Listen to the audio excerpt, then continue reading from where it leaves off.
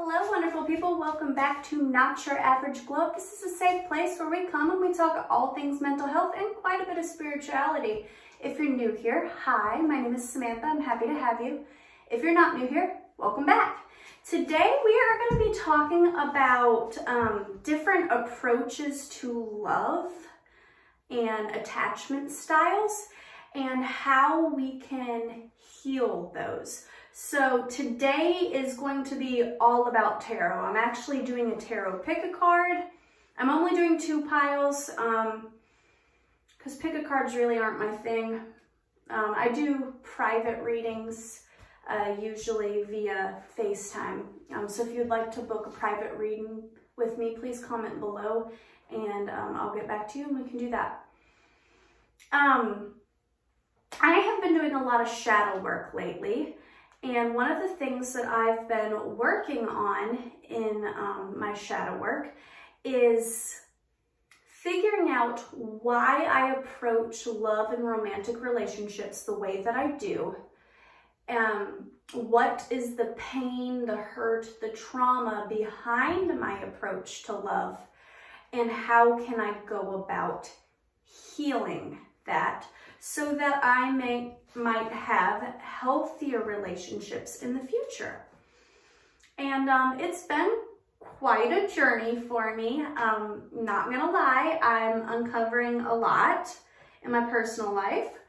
And I've noticed as I was going through this that Spirit kept talking to me about bringing a little bit of this healing to my YouTube platform and sharing this. So this is not my usual content, but I do tarot and I do talk about mental health. So I decided that I was going to do a tarot pick-a-card. There is 2 piles. I went ahead and I already meditated, pulled the cards, took some notes, all of that. My approach to tarot on YouTube might be different from some other tarot readings.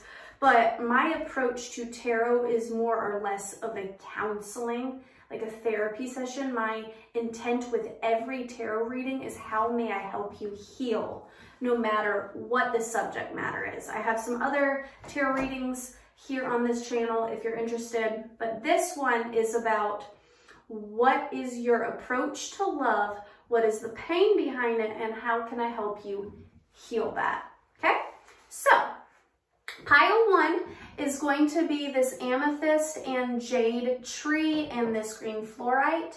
Pile 2 is going to be this really cool fountain pen and this black tourmaline and something else cluster. I just completely blanked on what this stone is, but it's a really good grounding and protection stone. This was actually the first crystal I ever bought myself. So yeah, so pile 1. Pile 2, I will comment in the comment section when I upload this video timestamps. But if you'd like to watch this video all the way through, I think there's some really good messages for anyone in both of these piles. So, all right, let's get started. Like I said, I did write some notes down for time's sake. All right, pile 1. When I first started channeling your message, I had my Spotify on shuffle, and the song that came up for you was Fools, Can't Help Fall in Love with You by Foster, Sodi, and the Sarcastic Sounds. It's that wise men say only fools rush in, but I can't help falling in love with you. And then there's some rap in there about, you know, wise men say only fools rush in, but pretty girls make fools out of wise men, yada, yada, yada. Look it up. It's Fools, I Can't Help Falling in Love with You by Foster, Sodi, and the Sarcastic Sounds. That was a song that that was channeled with, to correspond with pile 1. First card that came out was the Wheel of Fortune, then the Hierophant in reverse, then 3 of Pentacles in reverse, and the Seven of Wands in reverse. And I do read reversals. So, with the Wheel, the Emperor in reverse, the Three of Pentacles in reverse, and the Seven of Wands in reverse, the message that I was getting is your current approach to love is you kind of go all in, which seems very, very romantic, and it seems like what you should do. You kind of put everything on the table. When you love hard.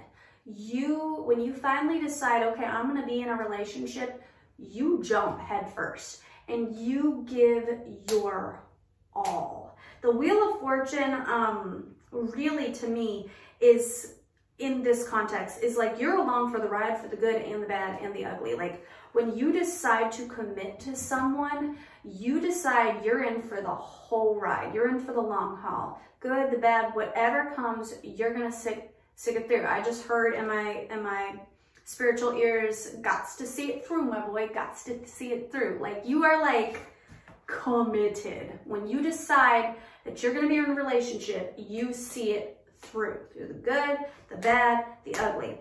The Emperor in reverse tells me that you're a little bit avoidant in love, and there's a powerlessness to you in love. The Emperor, the Emperor upright is a very strong,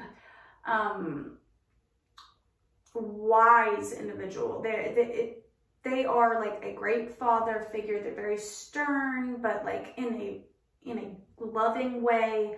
They are, they're very self-assured. They are the leader of the house, whatever.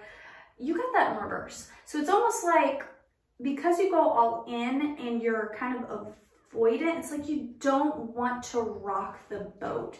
You want to avoid turbulence. And it's kind of like you give so much of yourself that it's almost like you give your power away. It's almost like you lose yourself in your partner. It's like you love and you love and you love and you love, and you keep doing until you wear yourself out. It's almost like you're trying to pour the love into your partner that you feel you deserve and never got, is what it feels like to me. The Three of Pentacles in reverse is about disharmony and stagnation. So even though you pour your all into your relationships, it always feels like your relationships are stagnant. They're never growing. They're never going where you want them to grow. And this is because you're out of alignment, baby. You're not giving yourself the love you're trying to pour into others. Seven of Wands in reverse is about inferiority and feeling overwhelmed and weakness. I feel like even though you give and you give and you give, and you love so much, this actually comes from a place of insecurity. It comes from a place of you not feeling worthy of real love. It's a very anxious attachment style is what this is. This is like, I'm gonna love you. It's almost like I'm gonna strangle you with my love. Like it's very, very clingy. It's very needy. It's very,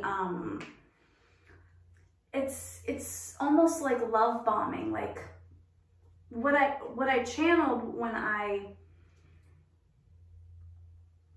got this is very much so me before my spiritual healing. Like this is how I loved, like majorly, and I'm still working on this. So there is no judgment here. It's very much so I don't love myself. So I'm going to pour all of my love into you and hope that you're going to love me the same so that I can feel good about myself is what this feels like. It's like you are the type to write the poems and to go on the expensive dates and to to love and love and love and love and just keep on pouring and pouring and pouring. And even if you're not giving anything back, you're just, instead of like when they pull away, you love harder. Like you're the chaser. You don't give up. And it may feel like, well, I'm loving them so hard. Why is this not working? Why is this not growing? Why is this relationship stagnant? Why does love never seem to work out for me? But it's because you're not loving yourself. You should love yourself with just as much passion, integrity, gusto as you're loving others. So then I pulled some cards and I'm like, where does this stem from? Like, what's the hurt behind this? Why do they have such an anxious attachment style?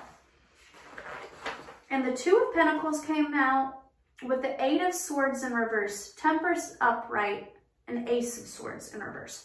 The Two of Pentacles is about adaptability and change. Eight of Swords reverse is about accountability, releasing things, and discovery. And Temperance is about balance and purpose. And Ace of Swords in reverse is about boredom, insecurity, and chaos. Baby. Okay, let's talk about it. So what I got from this is probably in your childhood, there was a lot of turbulence. Maybe you moved around a lot, maybe came from divorced parents or what have you, but you had to adapt and overcome a lot. I see in my mind's eye a small child that was constantly thrown into different situations, different homes, different schools, different places. And because of this, you never really got your grounding in who you are and got to be secure in who you are. You were constantly having to reinvent your idea of home and family and security and identity. You were constantly having to adapt and overcome, which is good. It's good to be adaptable. It's good to, you know, find your footing in new places. And you've definitely learned how to do that. But it's also made you a bit of a people pleaser. It's also made you not secure in who you are. I don't think you truly know who you are.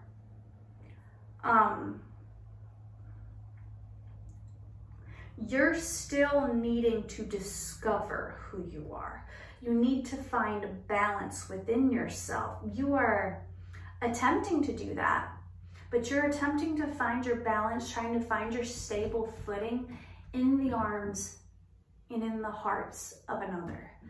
You cannot wrap your identity in how others perceive you, especially a love interest. It's a very dangerous place to be, because if they don't love you, because people aren't perfect, and whoever you're dating has their own backgrounds, their own hurts, habits, and hang-ups, their own childhood woundings.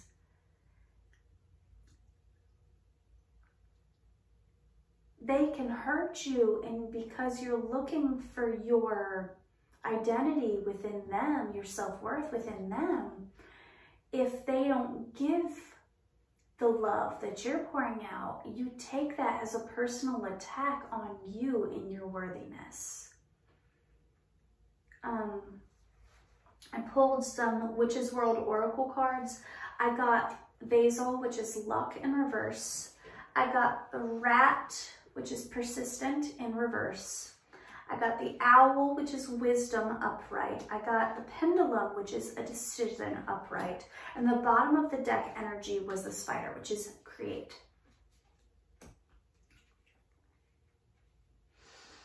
You've been very unlucky in love. Right now, I think because the Rat came out in reverse, that you're at a place now where you're kind of giving up on the idea of love. You've come to a very pessimistic place when it comes to love. It's like I have loved, and I've been such a good lover, and I've poured out so much of my heart to this to all these past people, and they just weren't loving me the way that I deserved to be loved, and I never got it back in return, and never grew, and it never, and I feel like with the Wheel of Fortune, like your brain went from like 0 to 100. Like when you fell in love, you didn't just think of the here and the now. You thought of the future. You pictured the home, the marriage, the kids, the like, you were all in the past. And when that didn't work out, it really hurt you. But these experiences have helped you mature and grow. I see with the owl that you hold a lot of wisdom. Maybe these past romantic relationships showed you what you do want and what you don't want. And it's helped you evolve. Maybe past fights and arguments with lover, they could have brought up some of your character flaws and illuminated some things that you need to work on. And it's helped you grow. It's helped you become wiser. So don't ever regret your past. You're not in the wrong for loving people that didn't love you back, just so you know. But where you went wrong is that you didn't love yourself. The pendulum, saying that a decision needs to be made. I don't know what that decision is, so I can't make a decision for you. That's not my place. But I think the guidance here is to make a decision that you are worthy of love, that you can create with the Spider card. You can create the type of love that you want, but you just have to be willing to not give up. You have to persist. You have to keep going. You can't lay down and die and woe is me. Life sucks. Everything sucks. It never goes right. You can't do that, baby love. A new romantic cycle begins. So you have something new coming for you very, very soon. You might actually already have a love interest, but you're afraid to jump in because of your past. I can see that in the rest of the cards. Meditate and contemplate, and Moon and Pisces came out. Confidence is your key to success. Balance, spirituality, and practicality is your advice. So moving forward, their new romantic life, because we ain't saying stuck and stagnant here, baby boo. We are going to balance your spirituality and your practicality. It's good to learn from past mistakes. It's good to go, okay, this worked, this didn't work. That's the practical side of things. Spiritual side of things is meditating, grounding, journaling, doing some shadow work. If you don't know what shadow work is, you need to research it. You need to look it up. You need to do it because this ain't the vibe. It comes from a sweet place. You have a big and a beautiful heart, and you have a lot of love to give, and you are deserving of love. And love is in the cards for you with this new romantic cycle beginning. It's actually in the cards for you very soon. But you first have to make the decision that you are going to heal. And you have to do that by addressing this anxious attachment style. You have to understand where it comes from. Okay, so is this a heart wound from my mother and father? Is this from my parents' divorce? How did that make me feel? Was I deserving of that? Was that about me at all, or was that about them? Spoiler alert, it's about them. It's not about you. Okay? You are worthy. You are loved. You are fucking phenomenal. You are sexy. You are kind. You are sweet. You are an amazing person. I think it's funny that this side, this pile, was an anxious attachment style, and it is amethyst and jade because amethyst is very good for anxiety. So Work on your anxious attachment style, heal and grow, and then don't be afraid to try again. Don't be afraid to jump on the next opportunity, but don't necessarily go all in right away. I'm not saying put on a mask and guard your heart and don't let the person see the real you. No, no, no, no, no, no. Take the mask off, be authentic, be real, be loving, be kind, be genuine. But try to stay grounded in the here and now. Try not to live too much in the future. Try not to think of the marriage and the this and the that and all of the things. Don't put expectations on your partner. Try to remember that they are a real human with real hurts, habits, and hangups too. And try to get to know them as they go and grow together as a unit. Okay? That's my advice. I hope that resonated. I'm now going to move on to pile 2. So pile 2, your reading. When I first started channeling this message for pile 2, the song that came up was After Tonight by Justin Nizuka. I love this song, okay? It's a great one. So if you don't know it, look it up. After Tonight by Justin Nizuka. I know that after tonight, you won't have to look up at the stars. No, no, no, no. I know that after tonight, you don't have to look up at the stars. It's so good. It's so good. It's so good. But there was actually 2 songs for your reading. Your other song came on later. And I'm not going to tell you what it is until later because I think it definitely goes with the flow of the reading. But that song really speaks about hoping and wishing and wanting a real deep romantic connection, like praying for love.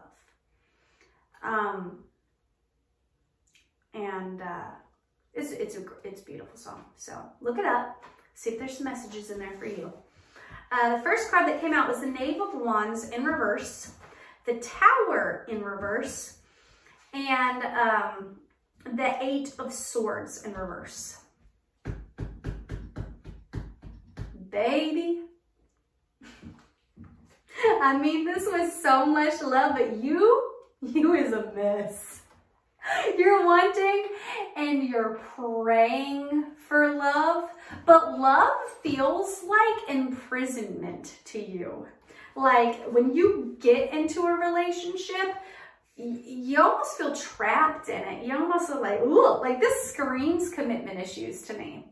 It's like, okay, the pile 1 was all about like loving and loving and loving and loving and loving and not wanting to give up. You guys are like the opposite. You're like, I want love. I'm praying for love. I want the real deal. And then you get into a relationship and you're like, oh, I feel trapped. I feel icky. I feel, oh, I want out. I want out. I gotta run. Gotta run. Like that is your energy. You're like, ooh. Because the Knave of Wands is about rivalry. Knave of Wands in reverse is about rivalry. Tower in reverse is about imprisonment and pessimism. 8 of Swords in reverse is also about imprisonment and feeling trapped. So like when you get into a relationship, it's like you self-sabotage like instantly. It's like you want a relationship, you crave a partner, you crave the affection and maybe the dates and the romance and stuff, and then you get into a committed relationship and it almost makes you feel like you've been stripped of your freedom. I just saw in my head, there's a scene in Breakfast at Tiffany's where Audrey Hepburn's character is in the taxi cab. I think it was it Humphrey Bogart was in that movie? Can't remember. George Peck. I don't remember who the male actor is, but anyways, he was looking at her and he was talking about how he wants to love her and this, that, and the other. And she's like, I don't want to be be caged. I don't want, I need to be free, essentially. Like, she's like, I don't want to be in love. I don't want you to cage me. And he's like, I don't want to put you in a cage. I want to love you. This is very much so your vibe. It's like you have a romantic, dreamy nature about you, because the bottom of the deck energy was the Ace of Cups. Like, you crave love and affection, but you definitely have an avoidant attachment style. You definitely have a runner dynamic. Pile 1 was very much the chaser. You are very much a runner. You're like, okay, I got into the relationship and now I want out. Okay, so that's what's going on. Let's see what the wounding behind that is. Okay, so the cards that came out next, like, why is this, is 3 of Cups, Knave of Pentacles, the Hermit, and the Fool. At first, I'm not gonna lie, at first when I started reading these cards, I got a little bit pissed off because this gave me player energy. And this is no judgment towards you. Please know that this all comes from a place of love. Like, it really and truly does. I'm just a very blunt person. My Mercury is in Aries, so I tend to communicate in a very blunt and assertive and somewhat childish way. So I apologize if that's offensive. But when I first started reading 3 of Wands, the Knave of Pentacles, and the Hermit, before the Fool came out, I was like, oh, so you want to have your cake and eat it too? You want to party? Like, that's what I got from the 3 of Cups and the Knave of Pentacles. But when the Hermit came out and then the Fool came out, I started to see the underlying hurt. It's not just that you want to live your life and you want to party and you want to be free. You do. But it's because you feel more at home alone. You feel more yourself and more like you understand yourself and you understand the world more when you are by yourself. The Fool coming out is a loss of identity. I feel like you are someone whom, when you get into a relationship, you kind of lose yourself in your person. And this might be why you feel trapped. See, at first I started to judge you a little bit, and then when I started really reading the cards and meditating, I started to see a lot of myself in these cards. You have a very creative, gifted, loving, charismatic soul. You're kind of like a free spirit. You're this soul that you want romance, you crave romance, but you also need to feel free in love. You need a partner that's going to add to your life, not take away from your life. You need somebody who's going to bring out the best in you, not smother you. Like, you might be somebody who has a lot of creative projects, a lot of goals, a lot of things you want to do with your life. And when you get into a relationship, you almost feel like they like snuff out some of the best parts of you. Like, maybe you are somebody whom, when you are in a relationship, you tend to be more of a people pleaser. So you don't do the things that you like to do. You don't, maybe you're somebody, I'll use me for example. Like, I'm somebody who likes to read tarot, I like to paint, I like to draw, I like to go out in nature. I was a double major in art and psychology, so I really like going to art galleries and stuff like that. When I first got into a relationship with the father of my children, I got so wrapped up in him that I quit doing all of those things. I'm a double major in art and psychology, but it had been like a good 6 years since I had been to an art gallery, because I was always constantly hanging out with his friends, doing what he wanted to do, and never speaking up for myself, never saying, hey, I want to do this, hey, I need this. So this isn't necessarily a bad energy.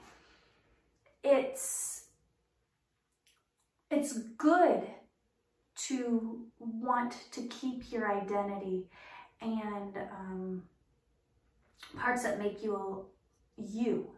It's really healthy to, when you're in a relationship, to keep some parts of your life just for you. Now, that does not mean to be secretive and hide things from your partner or anything like that. That doesn't mean have, you know, a whole life separate of them. It just means like take yourself on little coffee dates to, you know, a little coffee shop and read a good book, or, you know, spend at least one day a week going on an artist date. There's a book called The Artist's Way. Read it. It's very, very good. So if you have this creative soul and you're very passionate, you're very loving, you need to take time to feed that. And it's okay. It's good to have a life outside of your partner. The reason you're feeling trapped and you're feeling caged in is because you're not keeping some time and some energy for yourself. A good, healthy partner will allow you to take the space when you need it. Okay? So, the cards that came out next were Fall Into My Arms in reverse. The fine print says surrender, holding the opposites extremes of life. I feel like you are very much so one or the other. It's like you're either all in or you're pulling away and you just want to be free. You need to balance this out a little bit. Karmic relationships. You tend to fall into karmic relationships. I relate to this so much. Like, your relationships don't feel real. They don't feel true because there's some karma, aka there's some lessons that you need to learn that you have not yet learned. That's why you keep finding the same type of relationships and the same, maybe dating the same kind of people. It's because there's something about yourself that you have not yet learned. So until you uncover that, until you understand your need for freedom, your need for independence, your need to be the real authentic you, the need to be this gypsy soul, until you understand where that comes from, you're going to keep running into the same problem. You've got the love hidden. You've got the love, codependency, boundaries. The lesson here is setting healthy boundaries. The thing that you need to learn, the thing that you need to make a change with is saying, hey, this is my me time. This is my, no, I'm going to hang out with my friends tonight. No, I need to take some time to myself and paint. I need to work on me. I need to do this. Like, it's okay to set healthy boundaries within your relationships. It's okay to say no. It's okay to take time for yourself. That's what you need to learn. That's where you're going wrong in love. You're not setting healthy boundaries. You're not standing up for yourself. You're not voicing what you need out of a romantic relationship. And then when your partner takes advantage of your boundaries and oversteps them and loves you within the boundaries of what they know to do, you're taking that on and you're internalizing that as a problem with them, when, to be frank, this is an issue with you. You can't blame someone for not making time for you if you don't tell them that you need to do that. If somebody doesn't respect your boundaries, then yeah, you need to leave them. They're not for you.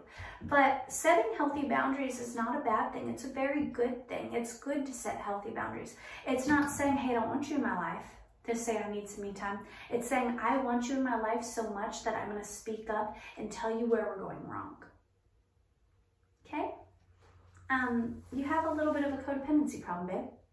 So let's fix that. Let's do some shadow work. Let's do some journaling, do some healing, see where this codependency comes from. Why are you afraid to speak up, speak your boundaries? Are you afraid of rejection? Are you afraid that if you speak your mind and voice your needs, that your needs aren't going to be met? If they're not, then that person's a fucking douche and you deserve better. Like, you're deserving of love. You're deserving of happiness. You're deserving of a partner that when you say, I want to hang out with my friends and I want to go to an art gallery and I want to do this, the person's like, fuck yeah, why haven't we done that yet? I've been wanting to meet your friends. Not somebody who's like, oh, I was going to hang out with so-and-so and blah, blah, blah. Don't let them guilt trip you. Don't let them be like, oh, well, we're going to hang out with my friends. And be like, good, you go hang out with your friends. I'm going to hang out with mine. Like, stay stern on your boundaries. Okay, baby? You need to stay grounded. I think sometimes you overthink, like you kind of see things blowing up. The Pisces card came out, which does not necessarily mean that you have to be a Pisces, but you're a very emotional person. You have a lot of depth to your soul. But Pisces are very easily hurt. I love Pisces. The father of my children is a Pisces. But you guys can be a little self-destructive. You guys have a lot of emotions and you feel all the feelings, but you're not always the best at communicating them. You tend to turn to feeling sorry for yourself and sometimes even self-destructive with alcohol and drug abuse instead of just communicating and going to therapy and doing the shadow work and the journaling or whatever. It's like, oh, woe is me, life sucks, everything sucks, I feel trapped, I feel like tied down. I don't want to be tied down, I want to be free, I want to, and then maybe that's why the Three of Cards comes out. It's like, oh, I feel like I'm drowning in this relationship, so I'm going to self-destruct and I'm going to go party and woo, live my life and yada, yada, yada. And then it's a mess. And then Jupiter came out in reverse and then Capricorn came out. And this is telling me that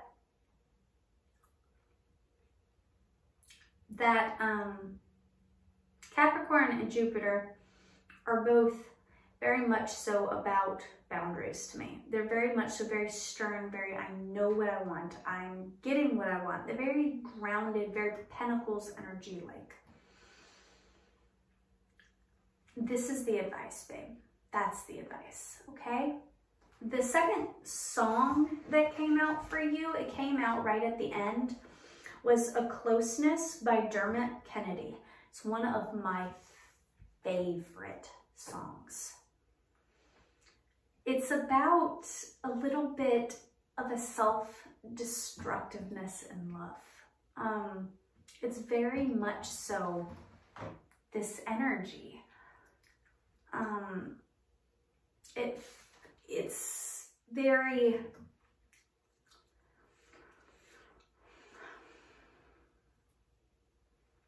listen to the song, read the lyrics. It's very much so like,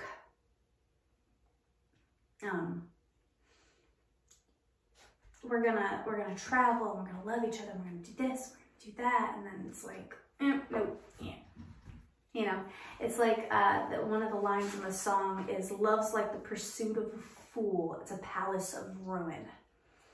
But then it also says, our own little private corner of Rome, and so it's like the person, they want the love, they crave the love, they crave the romance, crave the adventure, but then it's like, it blows up.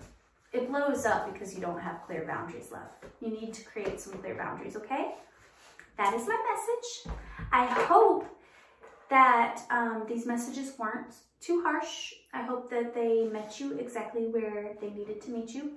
Please know that this reading comes from a place of love. I was inspired to do this reading because I am currently in a place of analyzing my not so healthy approach to love. So I love you and I hope this helped and I hope you have a wonderful day. Bye.